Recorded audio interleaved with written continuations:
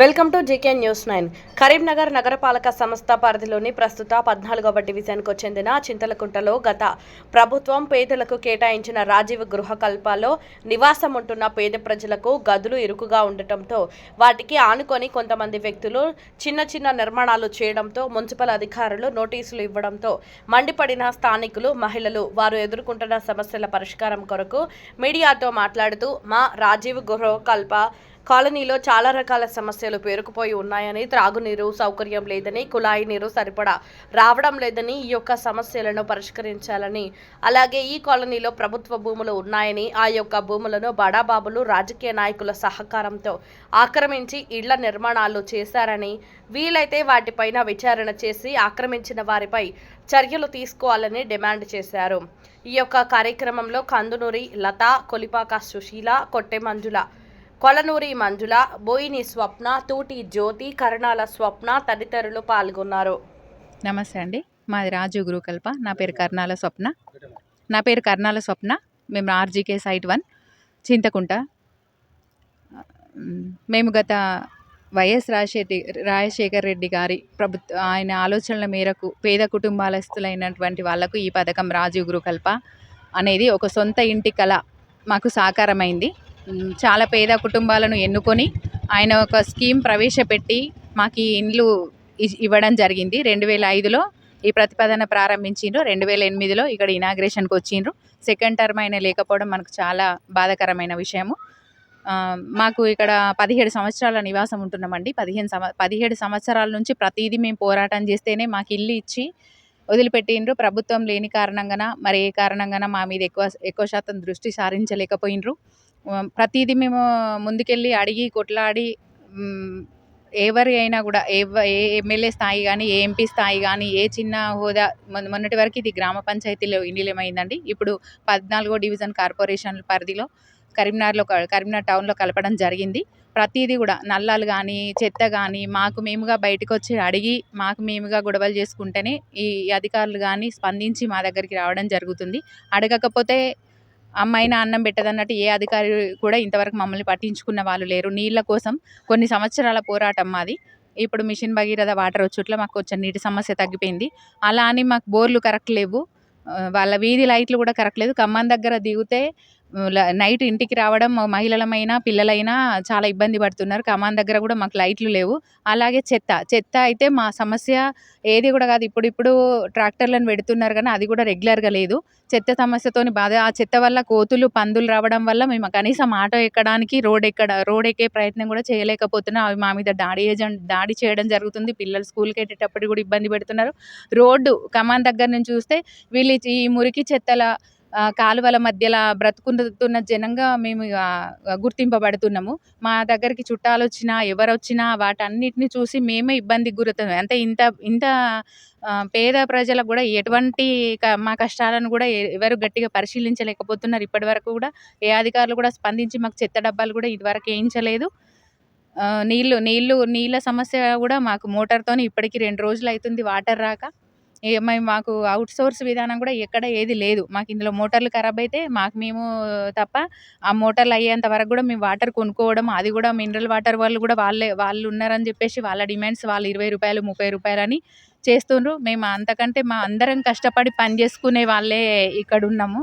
మాకు అదే విధంగా కాకుండా ఇంకా స్పందించకుండా గత ప్రభుత్వం వాళ్ళు వచ్చినప్పుడు మాకు ఇది 3 ఇండ్ల ప్రాసెస్ కాబట్టి ఐస్ ముక్కలాగా అధికారుల దగ్గర నుంచి మాకు వచ్చే వరకు ఐస్ ముక్కగా ఏ విధంగా అయితే కరిగి మా చేతిలోకి వచ్చిందో ఇవి 2 రూమ్లు ఎస్టాబ్లిష్ అయినాయి. దానికి గాను వైఎస్ఆర్ రాజశేఖర్ రెడ్డి గారు లేకపోవడం, మేము అడిగే పరిధి లేకపోవడం జరిగింది. కాకపోతే దానికి కూడా మాకు అధికారులు కూడా ఇందిరమ్మ ఇల్లు ఏవైతే లోన్లు మాఫీ చేసిండ్రో కింద ఇచ్చినటువంటి భూమిని వాళ్ళకు ఇండివిజువల్గా అర్ధగుంట భూమి ఇచ్చి కూడా వాళ్ళకు లోన్లు మాఫీ చేసిర్రు. కానీ మాకు ఎవ్వరు కూడా ఏ అధికారంలో ఉన్న పార్టీ నాయకులు కూడా ప్లస్ అధికారులు కూడా మాకు స్పందించి మేము చాలా సంవత్సరాలు తిరిగి వేసారిపోయి బ్యాంకర్స్తోనే మాట్లాడుకొని మా బ్యాంకర్స్ దిగివచ్చి సరే మీ ప్రాబ్లమ్స్ ఇవి ఉన్నాయి కదా అని చెప్పేసి ఒక్కొక్క బ్యాంక్ ఒక్కొక్క ప్రాసెస్ ద్వారా మేము అమౌంట్ కట్టుకొని మా పట్టా కాయిదాలు మాకు తెచ్చుకోవడానికి కొన్ని సంవత్సరాలు పట్టింది. అట్లనే మాకు సరిపోకుండా ఈ 2 రూములు, 3 రూముల ఎస్టాబ్లిష్ కోసం 2 రూములే కట్టించిండ్రు. అందులోనే లాట్రిన్ బాత్రూమ్‌లు. పిల్లలు పెద్ద పెరిగిన మా పిల్లలు సంవత్సరం ఉన్నప్పుడు మేము ఇక్కడికొస్తే, వాళ్ళు కాలేజీలు పరిధి వచ్చేంత వరకు మేము ఇక్కడనే ఉంటున్నాం. మాకు ఎటువంటి జీవన విధానం లేదు ఇక్కడ. మాకు ఎటువంటి భూములు జాగాలు లేకుండా మేము ఇక్కడ బతుకుతున్నాం. అట్లాంటిది మాకు కింద కొద్దిగా ఉన్న వాళ్ళకు కింద ఉన్నంతలో బాత్రూమ్ అయినా, కిచెన్ అయినా చిన్నగా ఉన్నంత స్థాయిలో మేము కట్టుకుంటే వాటిని కూడా ఇయాల అధికారులు కూల్చే విధంగా మాకు నోటీసులు ఇవ్వడం జరిగింది నిన్న. ఎవరో గొడవల కారణంగా అధికారుల దగ్గరికి పోయిందని చెప్పేసి ఈ చిన్న రూమ్‌లకు కూడా కూలగొడతామని మమ్మల్ని ఇక్కడ ఉన్నటువంటి జనాలను భయభ్రాంతులకు గురి చేస్తున్నారు. మేము ఈ ప్రభుత్వం మీద గానీ, వీళ్ళ మీద గానీ చాలా అసహనం వ్యక్తం చేస్తున్నాం. పిల్లలు ఉన్నవాళ్ళు, అత్తమామ ఉన్నవాళ్ళు ఎక్కడికెళ్ళలేని పరిస్థితుల్లో చిన్నగా ఏదైనా షాపే గానీ, ఏదైనా గానీ మా అవసరాల నిమిత్తం ఉన్న వాటికి మా బతుకు తెరువు కోసం మేము పెట్టుకున్నటువంటి వీటిని కూడా కూల్చే విధంగా చేస్తున్నారంటే ఇంత జన సమూహాన్ని రోడ్డెక్కించినట్టే అని చెప్పని మేము భావిస్తున్నాం.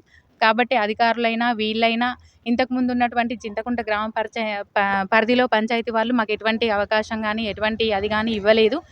ఇప్పుడు కట్టుకొని కూడా 17 సంవత్సరాల నుంచి ఎవరికి వీలైనంతలో ఉన్నంతలో వాళ్ళు కూడా కట్టుకోవడం జరిగింది. ఒకరికి బాత్రూమ్ పడితే బాత్రూమే కట్టుకున్నారు, కిచెన్ పడితే కిచెనే కట్టుకున్నారు, కొంచెం రూమ్ పడితే కొంచెం కట్టుకున్నారు. వాటిని కూడా కూల్చేసే విధంగా ఇప్పుడున్నటువంటి అధికారులు దృష్టికి కూడా తీసుకెళ్లడం జరిగింది. కాబట్టి మాకు సమన్యాయం చేస్తారనే విధంగా మేము భావిస్తున్నాం.